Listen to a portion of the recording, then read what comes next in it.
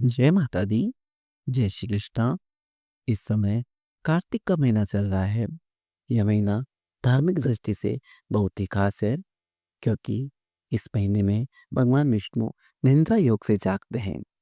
धर्मशास्त्रों के अनुसार इस महीने में कार्तिक माह में स्नान करना, दान करना, दीपदान करना, तुलसी पूजन करना आदि का विशेष महत्व बताया गया है। यह महीना हर प्रकार से श्रेष्ठ माना गया है। इस महीने में जो भी सुबह कार्तिक स्नान करता है, भगवान विष्णु उसकी सारी मनोकामनाएँ पूरी करते हैं। इसी इसी आधार पर हम आज लेकर के आए हैं कार्तिक माह की कथा, जो सारी मनोकामनाओं को पूर्ण करती है।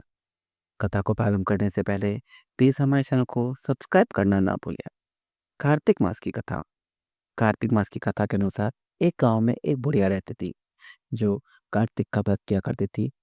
उसके व्रत खोलने के समय भगवान श्री कृष्ण स्वयं आते और एक कटोरा खीर रखकर चले जाते थे।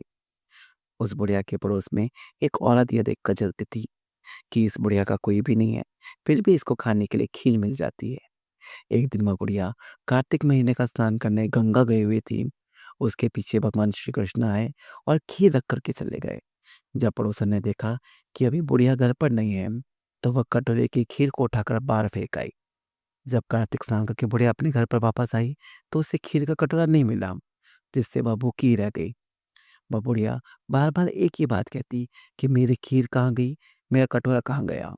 बुढ़िया की पड़ोसन ने जहाँ खीर फेंकी थी, वहाँ एक पौधा निकल आया। उसमें 2 फूल खिल गए। एक बार एक राजा उस बुढ़िया के घर के पास से गुजरा, तो उसकी नज़र उन दोनों फूलों पर पड़ी। वह उन्हें तोड़कर घर ले आया। राजा ने वह फूल रानी को दिए, जिसके सूंघने मात्र से रानी गर्भवती हो गई। कुछ समय बाद रानी ने 2 पुत्रों को जन्म दिया।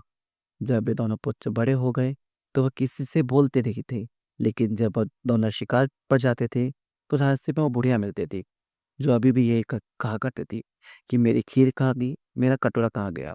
बुढ़िया की बात सुनकर हर बार वो दोनों एक ही जवाब देते थे कि हम ही तेरी खीर है और हम ही तेरा कटोरा है।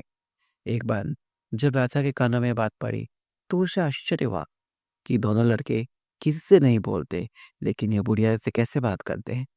तब राजा ने बुढ़िया को राजमहल में बुलाया और कहा कि हमारे दोनों पुत्र किसी से बात नहीं करते, लेकिन ये तुमसे कैसे बोल लेते हैं, कैसे बात कर लेते हैं। तब बुढ़िया ने कहा कि महाराज, मुझे नहीं पता कि ये मुझसे कैसे बात करते हैं। मैं तो सिर्फ कार्तिक मास का व्रत किया करती थी और भगवान श्री कृष्ण मुझे खीर का कटोरा भर कर दे जाते थे। लेकिन जब मैं कार्तिक स्नान करके घर वापस आई, तो मुझे वह खीर नहीं मिली और ना ही कटोरा मिला।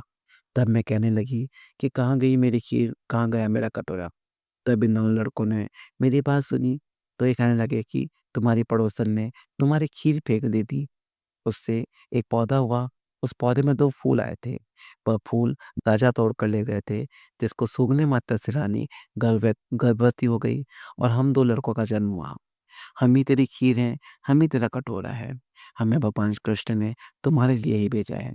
यह बात सुनकर राजा ने बुढ़िया को महल में अपने ही पास रख लिया और महल के सारे ऐशो-आराम ठाट बाँट दिए, जिससे राजा के दोनों पुत्र भी सभी से बात करने लगे और बोलने लगे और कहानी समाप्त हो गई। इस कहानी से यह आशय है कि जो भी कार्तिक महीने के अंदर सच्चे मन से श्री कृष्ण की पूजा करता है, गंगा स्नान करता है, तुलसी पूजन करता है, भगवान उसकी सारी मनोकामना पूरी करते हैं। जिस प्रकार बुढ़िया का कोई नहीं था, तो भगवान श्री कृष्ण ने, भगवान विष्णु ने उसको राजमहल दे दिया, उसको 2 पुत्र दे दिए। अगर आपको आज की कहानी पसंद आई हो, तो प्लीज़ हमारे चैनल को सब्सक्राइब करें, लाइक करें, शेयर करें और कमेंट के अंदर जय श्री विष्णु लिखना ना भूलें। जय श्री कृष्णा।